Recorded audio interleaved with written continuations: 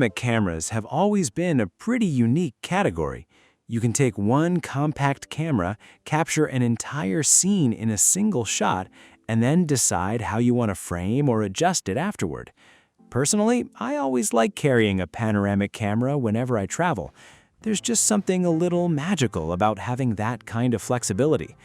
And this time, the new camera I want to talk about is the DJI Osmo 360 II. A quick shout out to my tech partner from China for sharing this video. A big thank you for making this possible. Hey everyone, it's Maiky from techmaiky. If you love staying updated with the latest gadgets, make sure to subscribe and hit the notification bell so you never miss out our exciting tech content. Honestly, the previous generation was already an incredibly powerful piece of hardware, and there weren't exactly many competitors around to challenge it. DJI was the first to introduce a square sensor with an equivalent 1-inch size, increasing the imaging area by 63% and significantly improving the overall image quality of a panoramic camera. It was also capable of recording 8K at 50 FPS using its dual lens setup. And while it obviously could pull off plenty of impressive panoramic tricks, the actual image quality had reached a point where it could almost be mistaken for footage from a conventional camera. But now, with the second generation DJI Osmo 360, things have been pushed even further. The new chip finally allows both sensors to reach their full potential. Standard recording can now go straight up to 8K 60 FPS, while dynamic range has been increased to 14.5 stops. Low light and night shooting have also received a major improvement. And perhaps even more interestingly, some of the features that were already impressive have now become even extreme, but we'll get into those a little later. For now, let's start with the basic changes. Place the two cameras next to each other, and at first glance, there really isn't much difference in their appearance. From a distance, the two models look almost identical in terms of their dimensions, and even the weight is essentially the same. It's almost like switching from a pair of jeans to a pair of work trousers. But once you look closer, you'll notice that the lens ring now has an additional serrated edge. That change is there because the outer lens element can now be replaced. You can purchase the replacement lens element separately, use the included tool to unscrew the original, and replace the outer lens element yourself at home. And if you're not particularly confident about doing that on your own, you can always take it to a store and have it replaced there. The battery has also been upgraded. Capacity has gone from 1950 mAh to 2150 mAh, while the physical size remains exactly the same. I actually tried swapping the batteries between the two generations, and surprisingly they worked, so there's no need to throw away your old battery. The built-in 100 GB storage is still here, and speaking of storage, I used the previous generation camera for such a long time that I never even bothered buying a memory card for it. There's also some good news when it comes to the clip on the bottom. It remains compatible with the previous generation. However, because the magnet has been redesigned on this new model, you no longer have to worry about figuring out which side is the front or back.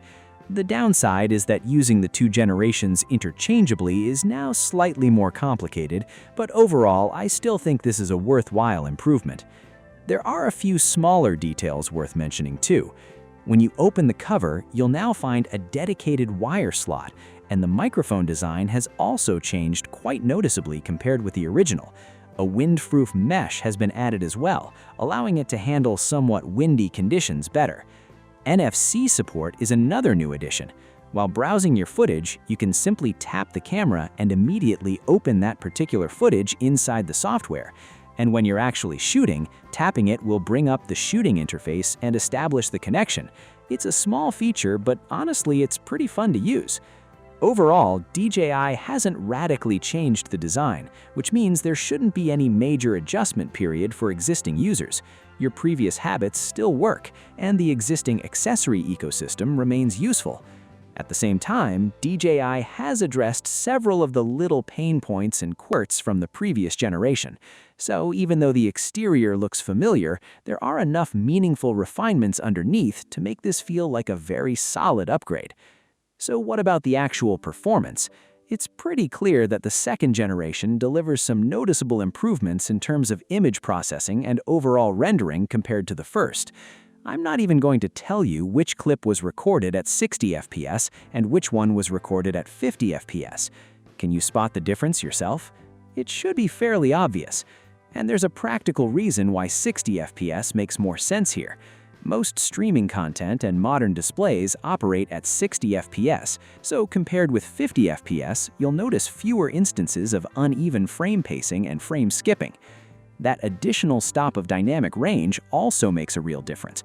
In particular, it helps control noise more effectively when you're shooting with a lighting pen.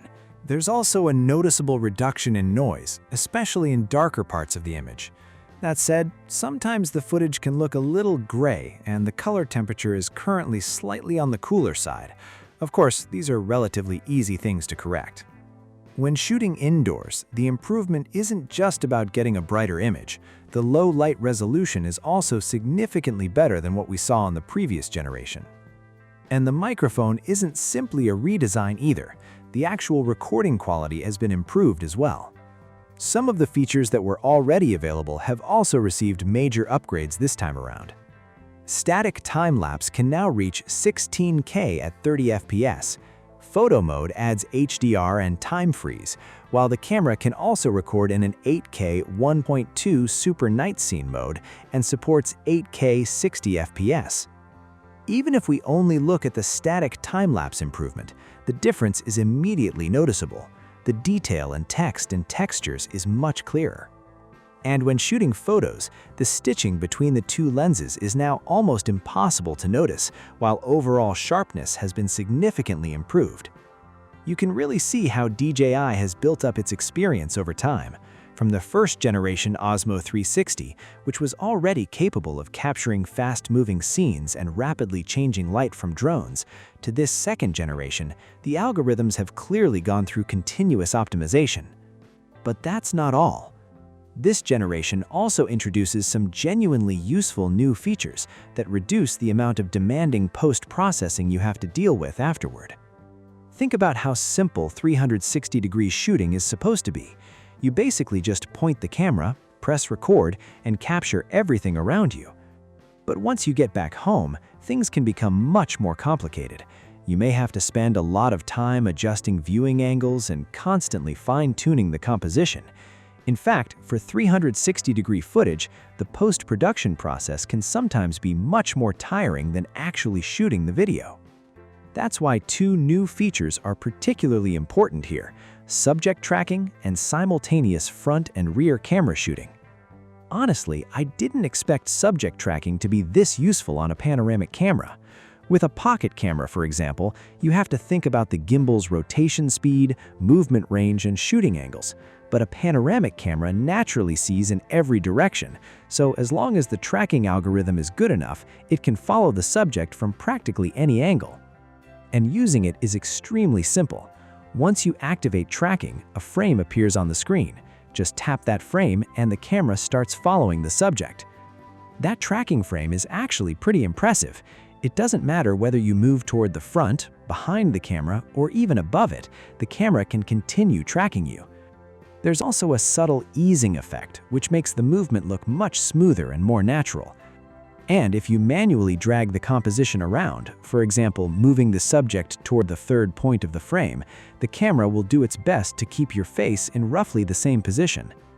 I gave it a try, and once the camera gets close enough to recognize your face, continuous tracking works quite well.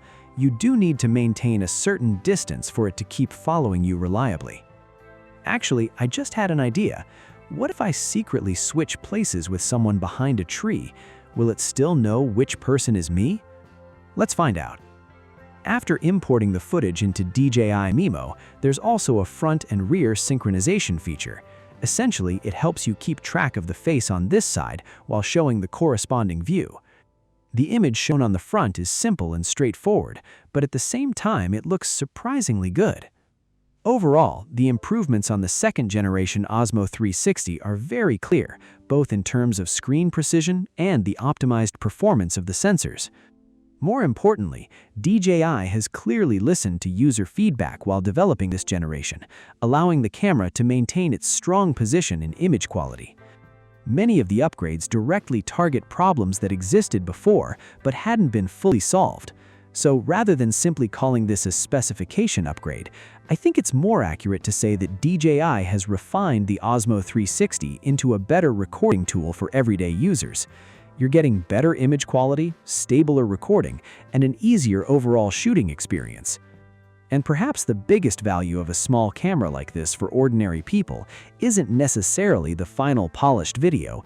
It's the ability to capture everyday moments effortlessly and simply enjoy the light, shadows, and memories along the way. Alright, that's everything for this video. If you found this review helpful, make sure to hit the like button and subscribe to the channel. It really means a lot to me. Thanks for watching, and I'll see you in the next one. Bye!